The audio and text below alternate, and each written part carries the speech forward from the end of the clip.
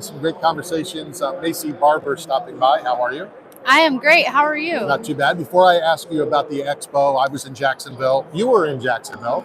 Talk about how much fun that was. It was a blast, I mean, I got to be in a beautiful place. Had a great win, a great camp, great performance. Got to spend time with my coaches and the team and everyone, and then my family afterwards. The only thing I would probably change is the weather. The weather in the beginning was a little bit, iffy.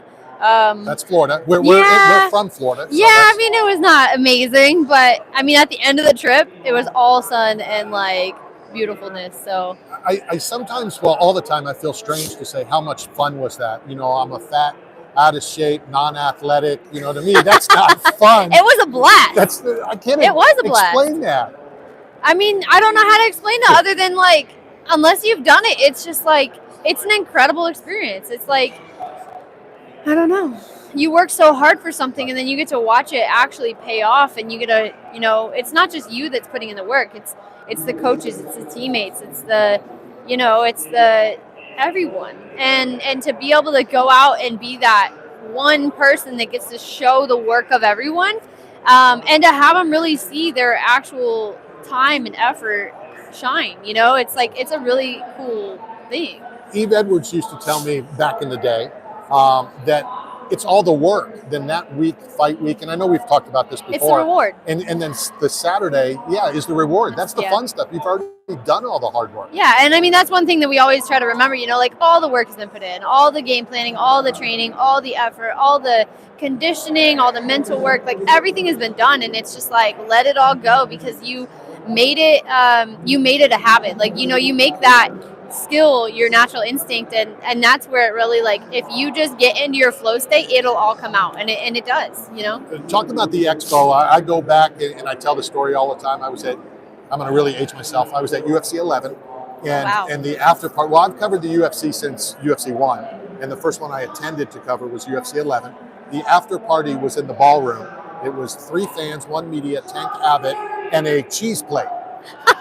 That's the after party. And now there's this. I mean, and it continues to grow. And talk about just this, the fans, they're standing in line for hours. I mean, this is huge. I mean, I got to spend a good portion of my day yesterday with the Monster Energy booth. And I mean, there was fans literally, I showed up at 1, and from 1 till almost 4. I had a line, it was me and Brendan Allen, and we had a line of nonstop, it was out there, and that's the dedication of the fans, and everyone's sitting there thanking us, and they're saying thank you for doing this, and it's dude, we wouldn't be here if it wasn't for every single fan out here, we wouldn't be here without Dana, Sean, Shelby, Mick, Hunter, the entire UFC. This is all it's not just us athletes, it's literally everyone as a collection, but this is huge, it's not just also the fans, it's a family reunion. I mean, you got Song over here, Jamal Hill, you have Brendan Allen,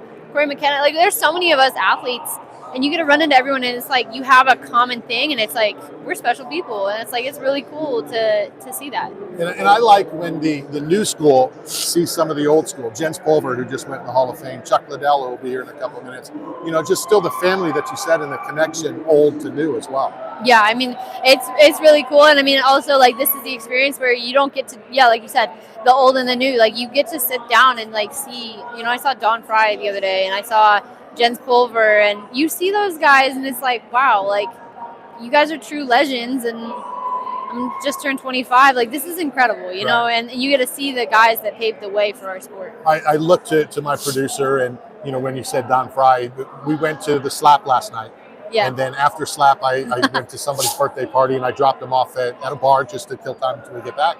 And I text him and I go, all right, I'm on my way to come pick you up. He goes, yeah, some Hall of Famer just walked in.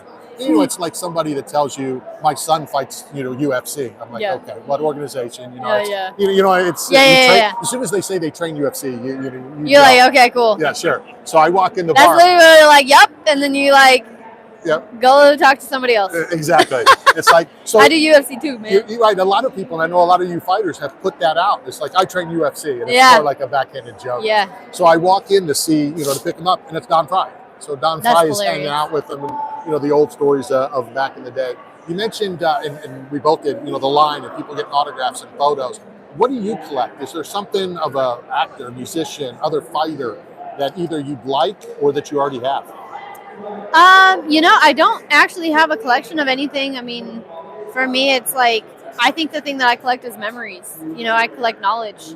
Anytime I get to be around like these other, high profile people, whether it's athletes or public figures or, musicians or whoever it is, it's like I like to listen and I like to talk to them and I like to ask them about their like career and their life and like what their goals and what their plans are, because I feel like even more than collecting their card and even more than collecting things that are like, of like actual physical value, I feel like there's something even more, and it's the untouchable value of, being able to learn from them and being able to steal their knowledge and just really absorb, the actual like person that they are. So for me, I think that that's the one thing that I collect, and that's not something I could ever like show or tell people. It's literally just something that's going to be in my heart forever. All right, so you're going to have a dinner party. You're going to invite 4 people over. Oh my goodness. Living or passed away, real or fictitious, and it can't be anybody from the gym. It can't be family members. It's who would you like to sit down, and have that conversation with, that you, even if you've already had it? Oh man. I don't. Okay, I got a few. So I have Conor McGregor. I definitely want to learn from Conor McGregor. I would talk to. I love Tim Kennedy, but I also know him. But I mean, the things that he does with his career and just everything, it's been amazing, and just like flipping things around, and now he's tactical and doing cool things. He's a badass. About. Yeah, I know exactly. That's what I want to do. Okay. So those two. I'm trying to think. I gotta have like a female. From females, yeah. We can leave it at 2 if you want. I mean, I'm not sure. Yeah, I mean, I don't know. Those are probably 2. I mean, I think that if I had to talk to anyone, like sit down and actually talk to anyone, I mean, the first person on my list would be Conor McGregor. Tell you a quick Conor story now that I've already given it away. So, I've been from the beginning. I see this still growing. I still think this can grow a whole lot more. We're so further than we were at UFC 11. We're not at NFL status yet, but we're getting there. It's slowly getting. Like I trained, and I do train. So my co-host is training some fighters on the south side of St. Pete, the mean streets of St. Petersburg, Florida. And a homeless lady walks by. And, a lot of times the homeless are there like, hey, can I get a cigarette? Hey, can I have money for beer? Can I have money? She walks by, stops, and goes, Conor McGregor. I'm like, it blew my mind, that's how it's getting. And it's Conor McGregor that's helped leading the way. Yeah. I have 2 other ones, not fight related. I would do Serena Williams, and I would do Michael Jordan. What would you ask Michael Jordan? I would just listen. I would listen to whatever he had to say.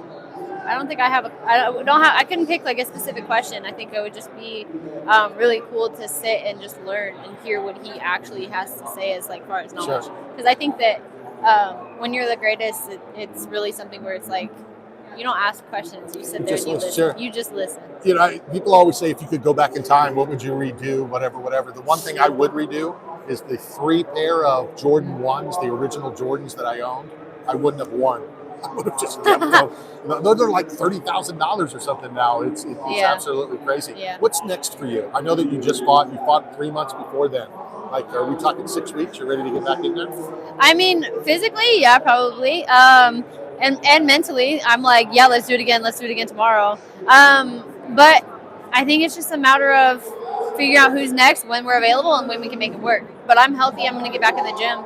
I've already been training, so. I was going to ask, how quick did you get back in? Yeah, as soon as my face was healed up and everything, I was like already back. So, yeah. Do you put, not that you put more pressure, you can't put more pressure on yourself than you ever do. But once you get that bonus, a performance, a fight, whatever, does that kind of like not motivate you more, because you can't be motivated more? But you know what I mean? There's that. I now have it. I want that every single fight. Yeah. I think it's more of a check, you're doing something right. It's more of a keep doing what you're doing kind of thing. It's not so much like a pressure in like the sense of like, oh, I got to do that again. It's like, just keep doing what you're doing and it's going to happen. What do you do for fun? Do you fish? Do you do any of that kind of stuff? I do everything outdoors. I mean, I love hunting, fishing. dirt bikes, four-wheelers, being outside, hiking, swimming. I'm a water sport kind of person, so like if I can spend the day on the lake, that's what I'm gonna do.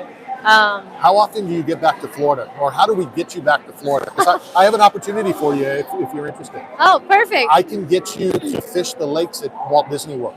That's crazy. You know, that's cool. Well, we have some connections. My son's neat. father-in-law is the head fishing captain there. Wow. Or okay. we have a fishing segment. let's we can connect. take you, out on the water, boat That'd be fish, so cool. shark fish.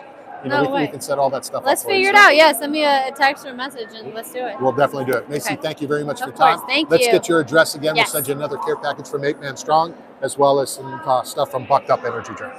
We'll be right back.